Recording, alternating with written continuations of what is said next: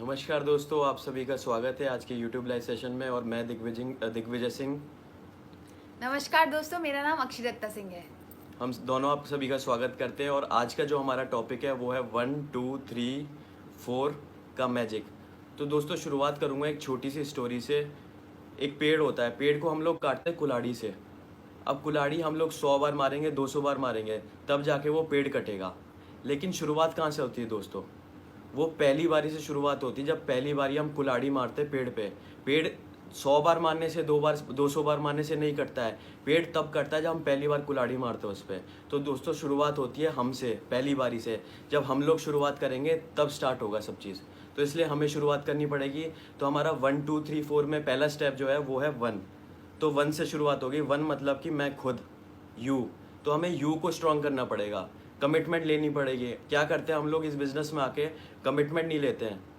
आते हैं बिज़नेस में, घुस गए, ज्वाइनिंग कर ली, परचेजिंग कर ली और मीटिंग कराना स्टार्ट कर दिया। जैसे ही आप लोग फील्ड में निकले आपको नेगेटिविटी मिलनी स्टार्ट हो गई। अब नेगेटिविटी मिलनी स्टार्ट हो गई, आपने मीटिंग करवाई, परचेजिंग करी, ज्वाइनिंग करी। अब जैसे ही आपने परचेजिंग करी और नेगेटिविटी मिली आपको, आपने 3 स्टेप बैक ले लिया, 3 स्टेप पीछे ले लिया आपने। अब क्या है? आपने बिजनेस करना बंद कर दिया। तो दोस्तों सबसे पहले आपको खुद को कमिटमेंट लेनी पड़ेगी, खुद को स्ट्रॉन्ग करना पड़ेगा। जब तक खुद को स्ट्रॉन्ग नहीं करोगे तब तक बिजनेस नहीं चलेगा, तब तक लाइफ में चेंजेस नहीं आएंगे, तब तक आप सक्सेसफुल नहीं हो पाओगे। तो इसलिए कमिटमेंट लेना ज़रूरी है। उसके लिए क्या करना पड़ेगा आपको? मैक्सिमम अपने अंदर पॉजिटिविटी बढ़ानी पड़ेगी। जितनी आप पॉजिटिविटी बढ़ाओगे उतनी ही आपको जो नेगेटिविटी मिल रही है उसको रिड्यूस करना पड़ेगा। अब आप सोच रहे होगे वो कैसे करना पड़ेगा? तो दोस्तों इसके लिए जो हम दोनों का एक्सपीरियंस है वो मैं बताना चाहूँगा कि हम लोग ना वीडियोस देखते हैं, पॉजिटिव वीडियोस देखते हैं, जितने भी मोटिवेशनल स्पीकर्स हैं, बुक्स पढ़ते हैं। तो इससे क्या होता है? पॉजिटिव लोगों के बीच में रहते हैं। जितने भी नेगेटिव लोग हैं हम उनसे दूर ही रखते हैं, अपनी अपनी लाइफ से दूर ही रखते हैं उन लोगों को। जितने भी पॉजिटिव लोग हैं उनके पास बैठते हैं, हमारी अपलाइन है, उनसे बात करते हैं, बुक्स पढ़ते हैं, मोटिवेशनल वीडियोस देखते हैं। तो क्या होता है? हमारे अंदर पॉजिटिविटी बढ़ने लगती है और जो नेगेटिविटी होती है वो रिड्यूस होने लगती है। अब इससे क्या होगा? हमारी कमिटमेंट स्ट्रांग होगी, यू स्ट्रांग होगा, आई स्ट्रांग होगा। तो दोस्तों इसलिए आई होना स्ट्रांग ज़रूरी है। एक छोटी सी स्टोरी बताना चाहूँगा। एक बार की बात, किस्सा है, एक बार की बात है। मैं और मेरा फ्रेंड था, हम दोनों गाड़ी में बैठे हुए थे और गाड़ी में ऐसी डिस्कशन चल रहा था गुस्से के ऊपर, एंगर मैनेजमेंट के ऊपर। तो हम दोनों बात कर रहे थे तो एंगर मैनेजमेंट के ऊपर। तो वो ना थोड़ी सी सोच में पड़ गया। तो सोच में पड़ गया, जैसे मैं बात कर रहा था उसके बारे में, एंगर मैनेजमेंट के बारे में। तो मैंने उससे पूछा तू क्या सोच रहा है? तो वो कहता है कि मैं ये सोच रहा हूँ कि यार गलती कर दी, आज मेरे को अपनी बीवी को भी लेके आना चाहिए था। तो मैंने कहा भाई बीवी को क्यों? कहता है यार अब क्या बताऊँ तेरे को, सारी चीज़ें, सारा गुस्सा उसी में ही है। अगर आज उसको भी लेके आता ना तो वो भी ठीक हो जाती, उसमें चेंजेस आ जाते हैं। वो ये सोच रहा था कि सारी प्रॉब्लम्स उसमें हैं, वो ठीक हो जाएगी तो सारे चेंजेस होने स्टार्ट हो जाएंगे। नहीं दोस्तों, ये गड़बड़ है, कुछ ना कुछ गड़बड़ है। गड़बड़ क्या है दोस्तों? कि आपने क्या देखा? आपकी बीवी में चेंजेस लाने चाहिए। आपको बीवी के अंदर चेंजेस आएंगे तो सब ठीक हो जाएगा, सब चेंज हो जाएगा। लेकिन नहीं, चेंजेस कहाँ लाने हैं दोस्तों? अपने अंदर लाने हैं। प्रॉब्लम बाहर नहीं है, प्रॉब्लम यहाँ है, अंदर है। जब अंदर सब ठीक हो जाएगा, सब चेंजेस आ जाएंगे ना, तो दुनिया अपने आप चेंज हो जाएगी दोस्तों। आपकी जो सिचुएशन है आसपास की, सब ठीक होनी स्टार्ट हो जाएगी। आपके आसपास के लोग बदलने चालू हो जाएंगे। जो आपकी अपॉर्चुनिटीज़ हैं वो आपके पास आनी स्टार्ट हो जाएंगी। वो कैसे होंगी? जब अंदर ठीक कर लोगे। दुनिया में हमें चेंजेस नहीं करने दोस्तों, खुद में चेंजेस करने हैं।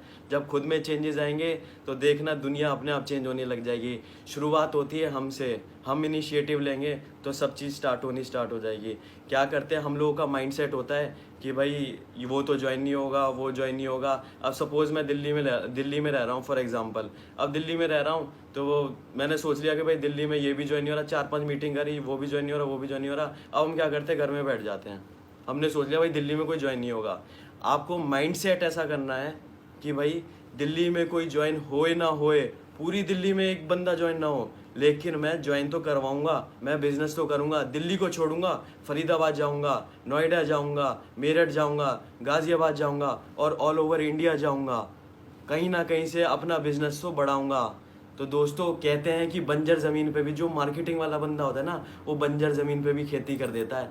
तो इसलिए आपका माइंडसेट ऐसा होना चाहिए कि भाई कहीं हो ना हो, चाहे आपको भगवान भी आके बोल दे ना कि तू गलत कर रहा है, कोई ज्वाइन नहीं होगा तेरे साथ। उस टाइम भी आपका माइंड सेट ऐसा होना चाहिए, जो ज़िद्दी वाला माइंड सेट होना चाहिए। कहना चाहिए कि भगवान कोई बात नहीं, मैं तो इस बिज़नेस को करूँगा, मैं तो ज्वाइन करवा के ही दिखाऊँगा। तो दोस्तों अपना माइंड सेट चेंज करना पड़ेगा, पॉजिटिविटी बढ़ानी पड़ेगी, नेगेटिविटी घटानी पड़ेगी, बिलीफ सिस्टम को स्ट्रॉन्ग करना पड़ेगा। शुरुआत हमसे होगी, कमिटमेंट लेनी पड़ेगी। और बताऊंगा, एक एग्जांपल और देना चाहूँगा। कहते हैं ना कि किसी से पूछो कि देश किसका है, लोग बोलेंगे देश हमारा है। अब उनसे पूछो कि बीवी किसकी है, बीवी बोलेंगे बीवी मेरी है। तो दोस्तों किसी से पूछो कि कंपनी किसकी है, कंपनी हमारी है। बिजनेस किसका है, बिजनेस हमारा है। अपलाइन का है, मेरा है, टीम का है, हम सब का है। और चेक किसका है, चेक मेरा है। कभी नहीं दोस्तों, ऐसे कभी बिजनेस नहीं बढ़ेगा। आपको क्या करना पड़ेगा, देश को अपना समझना पड़ेगा, देश को भी अपना समझना पड़ेगा। ऐसे ही जो आपकी कंपनी है, आपका बिजनेस है, उसको अपना समझना पड़ेगा कि ये कंपनी मेरी है, हमारी नहीं है, कंपनी मेरी है, ये बिजनेस मेरा है। जब आप इसको समझोगे अपना खुद का, जब इसको अपने अंदर उतार लोगे, तो आपका अपने आप ही यू स्ट्रांग हो जाएगा, आप खुद स्ट्रांग हो जाओगे जब ये चीज़ अंदर आ जाएगी। जब आप चेक तो समझ ही रहे हो मेरा कि भाई चेक मेरा है, लेकिन आपको बिजनेस भी मेरा समझना पड़ेगा, कंपनी भी मेरी समझनी पड़ेगी। तब आपका बिजनेस ऑटोमेटिकली भागना स्टार्ट हो जाएगा।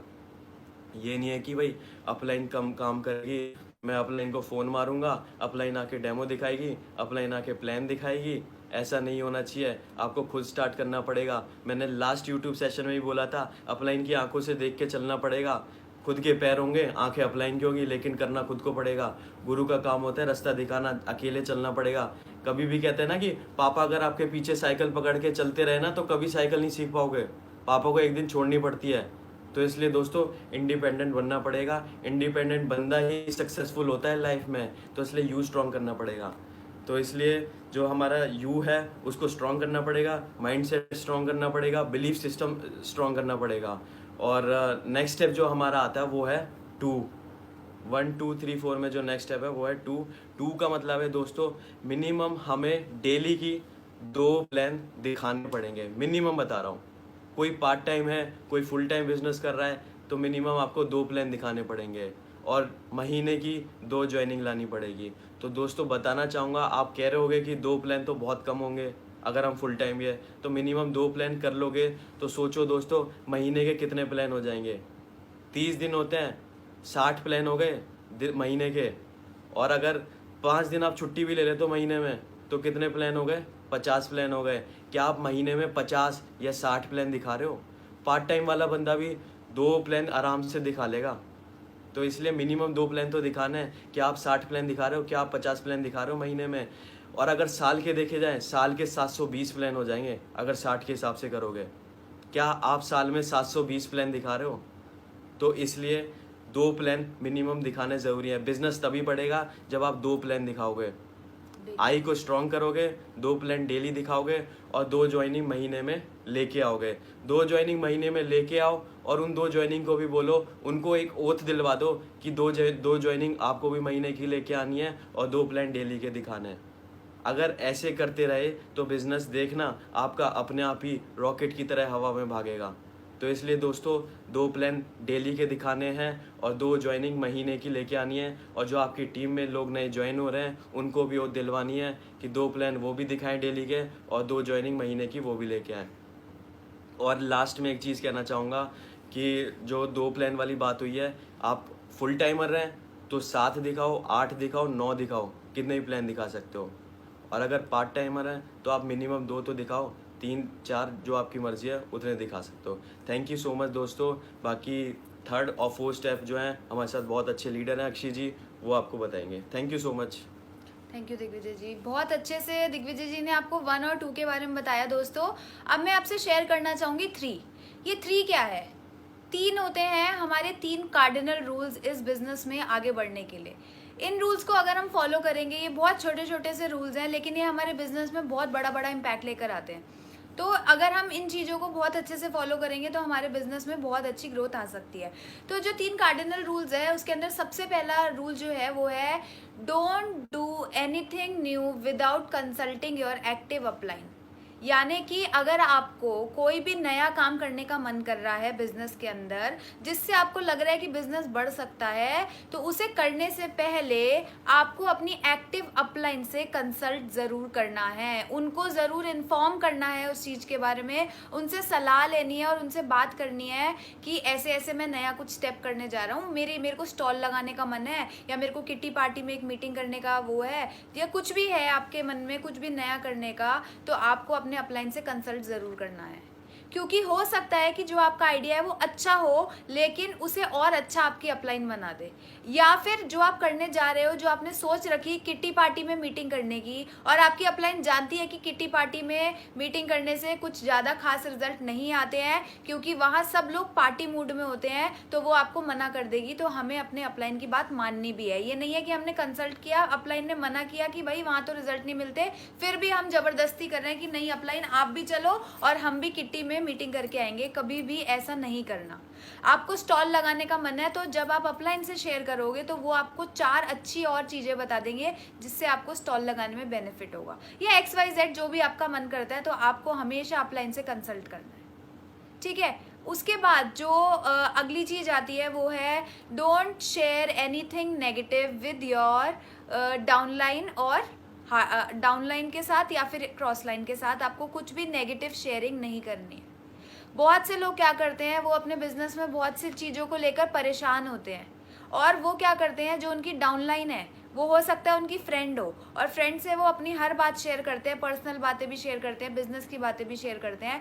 तो वो कोई नेगेटिव चीज़ है बिजनेस से रिलेटेड जो उन्हें नेगेटिव लग रही है, वो अपनी अपलाइन से जाकर शेयर ना कर कर वो क्या गलती कर देते हैं कि अपनी डाउनलाइन को बता देते हैं, ये तो मेरी अच्छी दोस्त है, इसको तो मैं बता सकती हूँ। लेकिन दोस्तों ये लाइफ की सबसे बड़ी गलती होगी अगर आप अपनी बिजनेस से रिलेटेड नेगेटिव चीज़ों को अपनी डाउनलाइन के साथ, जो आपने जिसको ज्वाइन कराया उसके साथ शेयर कर लोगे। तो क्यों? क्योंकि उनको ये चीज़ लगेगी कि भाई इसने ही तो मेरे को बिजनेस के बारे में बताया था, इसने ही तो मेरे को ज्वाइन कराया था, अब यही मुझसे आकर नेगेटिव बोल रही है। तो आपको क्या करना है कि कोई भी नेगेटिव चीज़ है उसको आपको अपनी डाउनलाइन तक नहीं पहुंचाना। आपको अगर कोई चीज़ से लेकर परेशानी है तो क्या उसका सॉल्यूशन आपकी डाउनलाइन आपको दे सकती है? नहीं दे सकती। उसका सॉल्यूशन कौन देगा? आपकी अपलाइन देगी। तो हमेशा कोई भी नेगेटिव चीज़ है उसको कहाँ देना है? ऊपर देना है। आप लोगों ने आग देखी है? आग में जो धुआं निकलता है तो वो कहाँ जाता है? ऊपर की तरफ। लेकिन जो बारिश होती है, बरसात होती है, वो कहाँ होती है? नीचे। तो अगर कोई अच्छी चीज है आपने किसी को जॉइंटीज की टैबलेट दी थी, आपने किसी को कोई सप्लीमेंट दिया था जिससे उस सप्लीमेंट से जिससे उन्हें बहुत अच्छा इफेक्ट आया, उनको बहुत पॉजिटिव इफेक्ट आया, तो बताओ ना, करो ना बारिश, डाउनलाइन को बताओ। लेकिन अगर कोई नेगेटिव चीज है, अगर प्री वॉश से आपके कपड़ों में दाग नहीं निकला तो आपने जाके डाउनलाइन को बता दिया। हालांकि हमारी कंपनी बताती है साफ साफ कि 3 तरीके के दाग हमारा वो वाली प्रोडक्ट नहीं निकाल सकता, लेकिन तब भी हमने क्या किया, हमने उस चीज़ को तो ट्रेनिंग ली नहीं, हमने उस चीज़ को समझा नहीं, लेकिन हमें एक चीज़ नेगेटिव लगी, हमने गलत तरीके से उसको यूज़ करा और हमने जाके डाउनलाइन से बोल दिया। किसको बताना है? अपलाइन को। अपलाइन सॉल्यूशन बताएगा कि भाई इन चीज़ों में तो ये यूज़ ही नहीं करना। तो आपको क्या करना है? धुआं ऊपर और बारिश नीचे करनी है। हमेशा इस चीज को ध्यान रखना है। और हम बहुत से बार क्या करते हैं, अपनी डाउनलाइन से भी बात नहीं करते। बहुत होशियार होते हैं हम लोग, हमें समझ होती है कि यार डाउनलाइन को बता दिया तो बिजनेस तो कम आने शुरू हो जाएगा, डाउनलाइन को नहीं बताते। अपलाइन से भी शेयर नहीं करते। अपलाइन की कोई बात करनी है या फिर कोई बिजनेस से रिलेटेड नेगेटिव बात करनी है, मैं ना क्रॉस लाइन को बताता हूँ।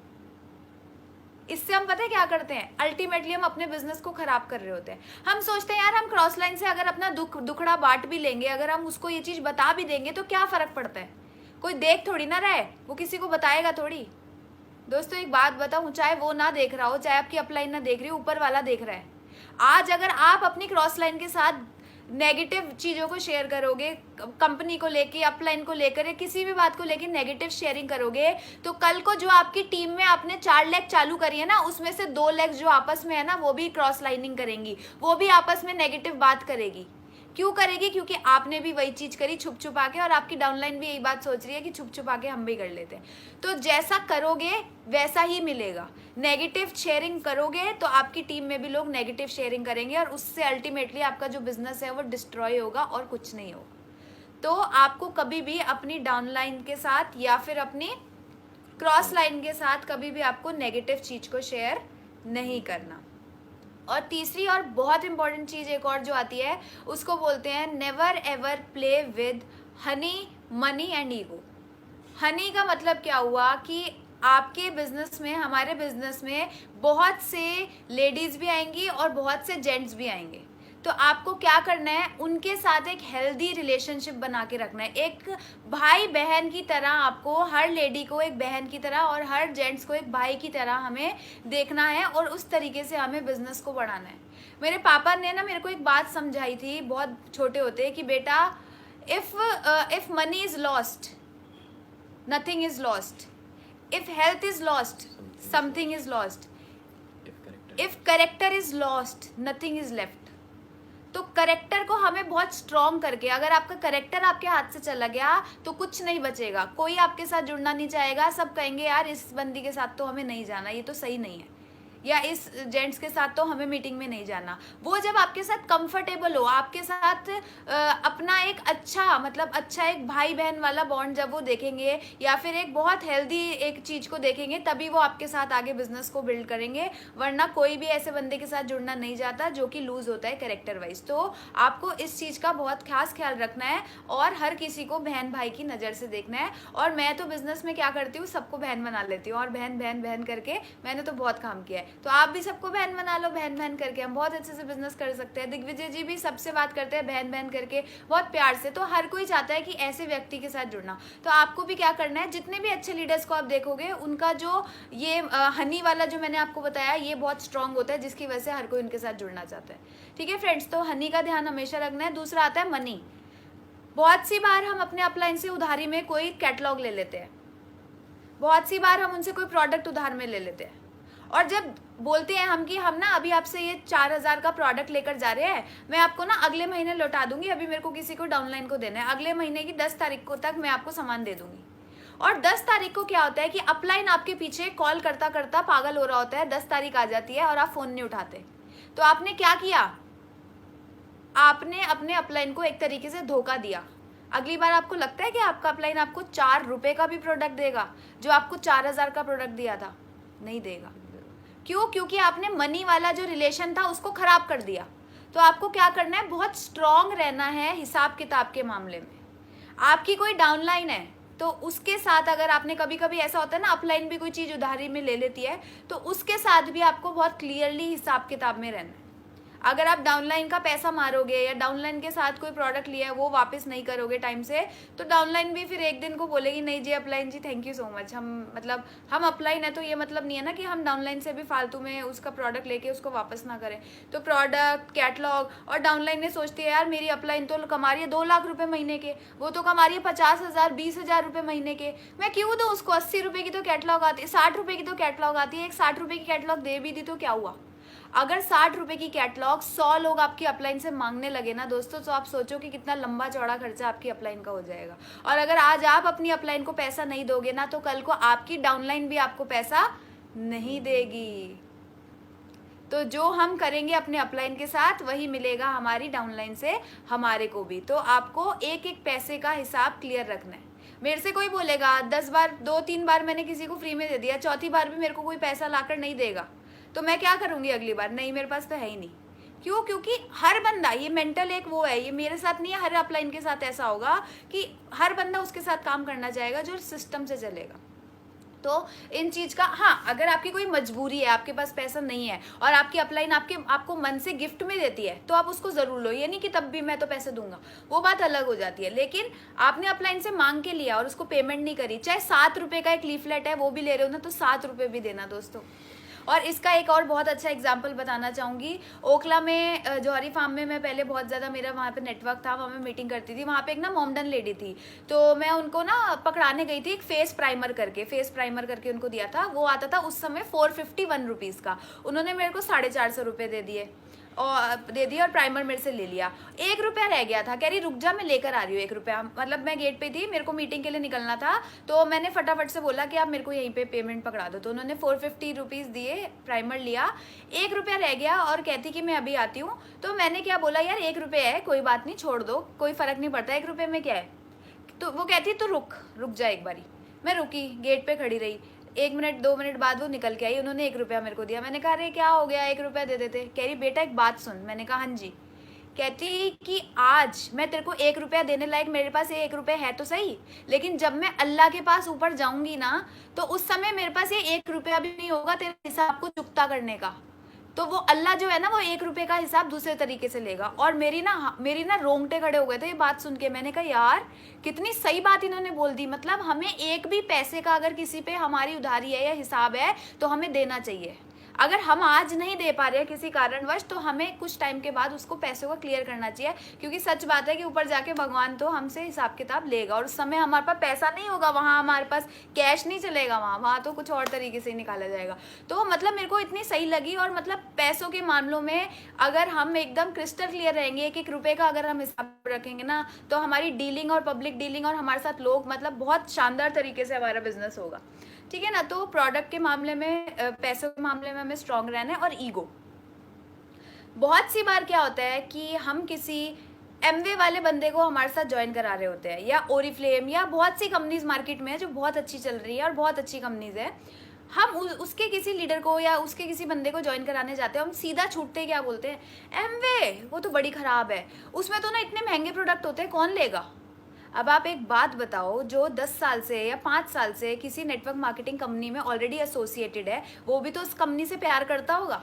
और हम क्या करते हैं कि एकदम से जाके उसकी कंपनी को बुरा बताने लग जाते हैं, हम उसकी ईगो को हर्ट कर देते हैं। और जब आप उनकी ईगो को हर्ट करोगे तो आपको लगता है वो आपके साथ बिजनेस में आएगा, कभी नहीं आएगा। तो हमें क्या करना है, उनकी ईगो को बनाए रखना है और फिर बिजनेस के बारे में बताना है। कैसे बताना है, एमवे ओरिफ्लेम वाला अगर हमें कोई मिले, या मार्केट में और कंपनीज है उनका कोई मिले, तो हमें पहले 4 तारीफ उनकी कंपनी की करनी है। एमवे वो तो बहुत ही अच्छा है, उसकी तो एजुकेशन लाजवाब है, कितने लोगों ने एमवे से बहुत कुछ सीखा है, ट्रेनिंग्स बहुत अच्छा देता है, वेल के सप्लीमेंट्स बहुत अच्छे हैं, एमवे तो बहुत अच्छा है, बहुत पुराना और बहुत अच्छी कंपनी है।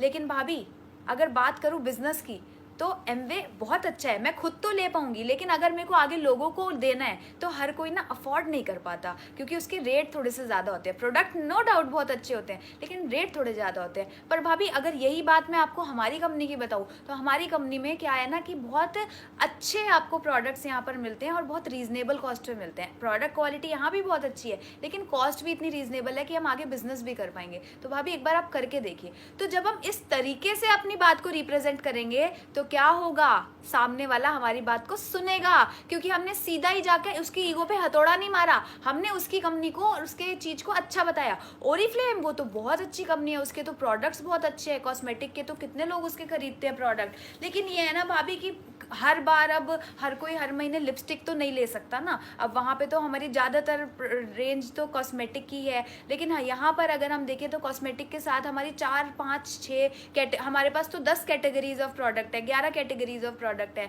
तो यहाँ पर क्या है ना, रेंज ज़्यादा बड़ी है तो बिजनेस बहुत अच्छे से हो सकता है। ठीक है, तो हम ऐसे करके उनको अपने साथ ला सकते हैं। लेकिन हम सीधा जाकर किसी की ईगो को हर्ट करेंगे। आज हमारे साथ कोई नहीं जुड़ रहा तो हम क्या बोल देते हैं, तू तो बेकार है, तेरे बस की तो कुछ नहीं है, तू तो लाइफ में, आज ही उसने मना किया, आज ही हमने उसके साथ टर्म्स इतने खराब कर लिए ईगो के हर्ट करके कि बस अब तो आगे भी कभी वो हमारे साथ जो मोदी केयर वो जुड़ना भी चाहेगा ना, तो हमारा नंबर नहीं निकालेगा, कभी किसी और से ही जुड़ेगा, क्योंकि हमने पहले उससे टर्म्स इतने खराब कर दिए। अगर आज आपके साथ कोई नहीं भी जुड़ रहा तो बुरा मत मानिए और ना उनके मुंह पे बुरा बोल कर आइए। हो सकता है आने वाले 6 महीने में अगर आप उनको फिर से फॉलो अप करो तो वो आपके साथ जुड़ जाए। लेकिन अगर पहले ही आपने कहानी खराब कर दी, उनको उल्टा सीधा बोल के, उनकी ईगो को हर्ट करके, तो फिर बिजनेस नहीं चल पाएगा।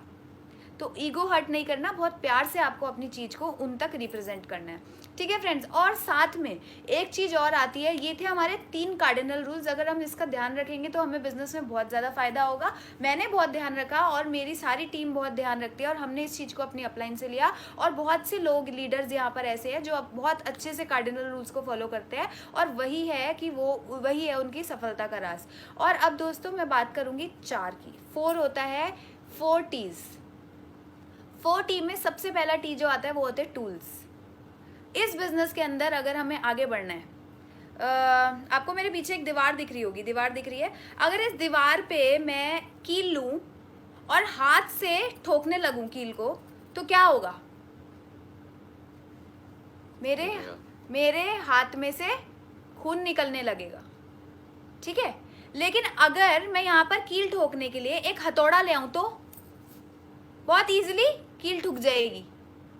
लेकिन जब हम फील्ड में जाते हैं बिजनेस करने और हाथ से कील को ठोकने की कोशिश करते हैं तो हमारे हाथ से खून निकल जाता है। इसका मतलब सिर्फ इतना सा है दोस्तों कि अगर हम कहीं पर मीटिंग और ट्रेनिंग करने जा रहे हैं, किसी के पास मीटिंग दिखाने जा रहे हैं और हथौड़ा लेकर नहीं गए तो कील कभी नहीं ठुकेगी।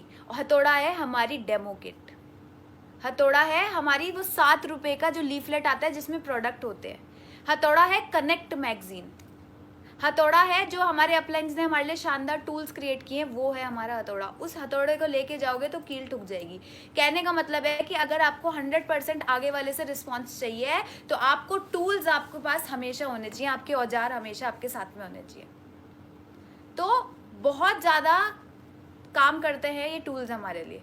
आपके पास हमेशा सॉफ्ट कॉपी आपके फ़ोन में होनी चाहिए, ई कैटलॉग्स होनी चाहिए आपके पास, जो हमारी कैटलॉग्स है वो सारी आपके पास, कनेक्ट ये सब चीज़ें जो है ना, हमारी आरोग्य बुकलेट है, ये सारी चीज़ें आपके पास PDF में होनी चाहिए और इसकी हार्ड कॉपी आपके पास होनी चाहिए, ताकि जब आपके पास कोई बंदा जिसको आपने प्लान डेमो दिखाया उसको आप देकर आ सको, उसके पास वो लीफलेट और टूल को छोड़ के आ सको। वो आपको फॉलोअप में भी बहुत हेल्प करेगा। आज वो ऑर्डर नहीं दे रहा लेकिन 48 आवर्स के अंदर अंदर आप दोबारा उनके पास जा सकते हो और बोल सकते हो वो मैंने आपको वो किताब दी थी ना, वो मेरे पास एक ही बची है और मेरे को अगले वाले को देनी है, बहुत डिमांड है इस किताब की। और इससे आप उस बंदे का ऑर्डर भी बात बात में निकलवा के ला सकते हो। लेकिन टूल्स बहुत इंपॉर्टेंट है फ्रेंड्स हमारे बिजनेस को बढ़ाने के लिए, ठीक है। टूल्स के साथ साथ जो अगली चीज़ हमारे इस बिजनेस में आती है वो आती है ट्रेनिंग्स।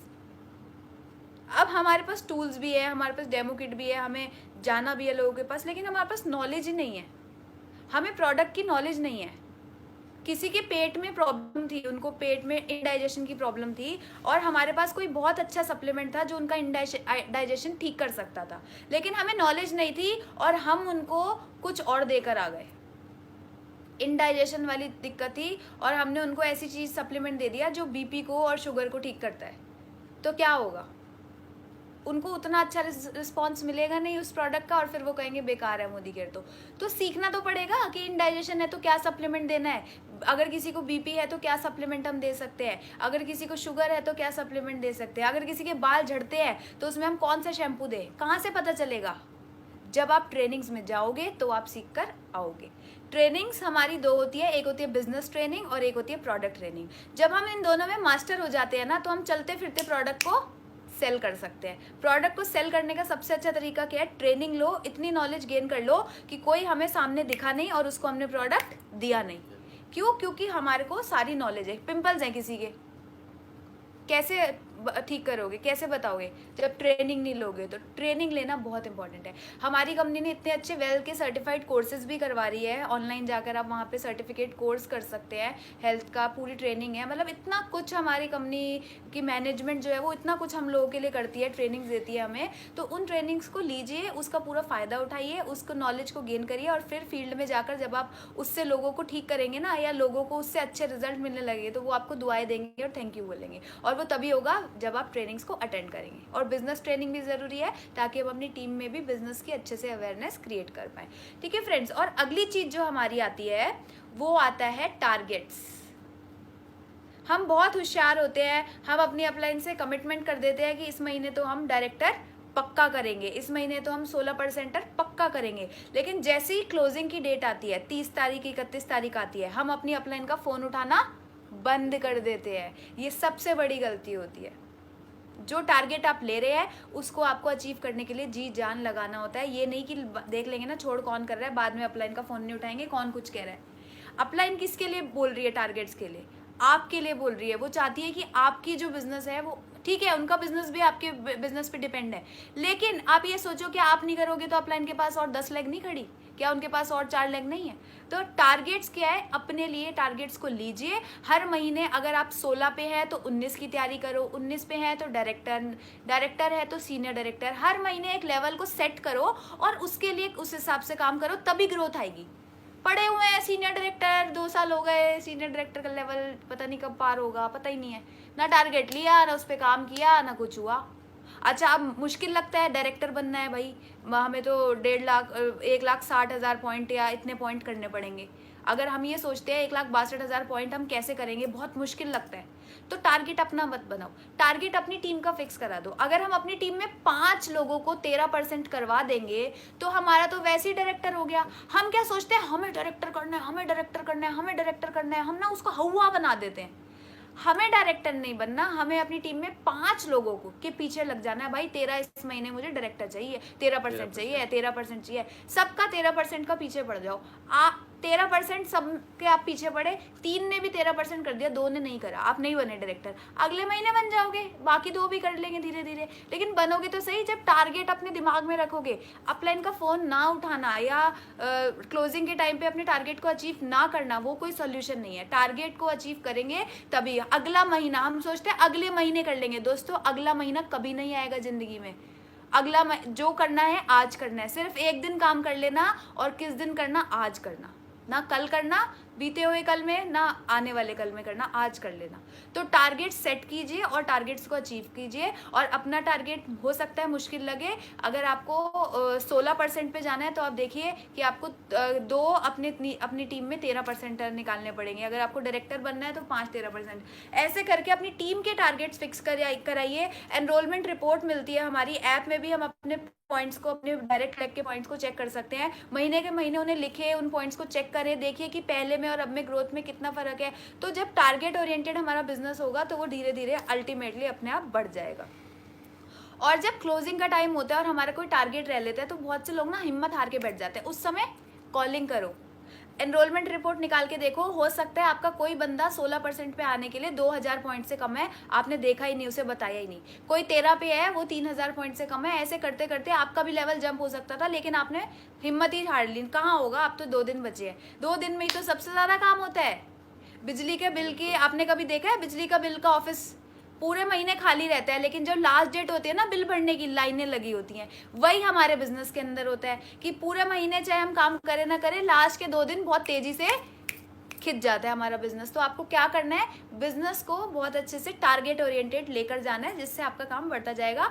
और हम लोगों ने भी यही किया कि अपने टारगेट फिक्स करें, जिससे हमारा टारगेट आज खत्म हो गया है, क्योंकि जीबीडी जो होता है वो लास्ट लेवल होता है, वो तो हमने अचीव कर ही लिया है। बाकी टारगेट इनकम को लेकर और हैं, लेकिन जो लेवल को लेकर टारगेट थे वो खत्म हो गए, क्योंकि इतने सारे टारगेट्स हमने अचीव कर लिए। क्योंकि हर बार, हर महीने, हर 2 महीने, 4 महीने में गोल सेट करते थे और फिर वैसे वैसे टारगेट पूरा होता गया। और कभी कभी 4 के हमें भी 6 महीने लगते थे, 8 महीने लगते थे, लेकिन हम कोशिश तो करते थे, सोचते तो थे सही उसके बारे में। तो आपको भी उसके बारे में सोचना पड़ेगा, बोलना पड़ेगा, हो जाएगा।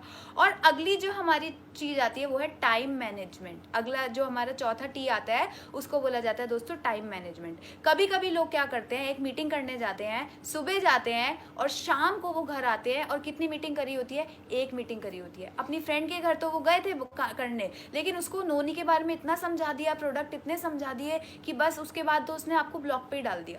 तो आपने ना टाइम को, और घर आके आपको गाली पड़ी कि भाई तुम तो सुबह से गए हुए हो, क्या तुम्हारा बिजनेस चल रहा है, अभी तक तुम अब इतने देर के बाद आए हो। तो हम क्या कर रहे थे जी, मीटिंग कर रहे थे, 1 मीटिंग करके आए हैं। तो अगर हम ऐसा काम करेंगे तो इससे अच्छा तो हम बिजनेस ना ही करें। टाइम को मैनेज करके अगर हम दिन में, जैसे दिग्विजय जी ने बताया कि एटलीस्ट 2 मीटिंग हमें करनी ही करनी है। अगर 2 मीटिंग हम डेली की नहीं खा रहे तो खाना भी नहीं खाना चाहिए हमें।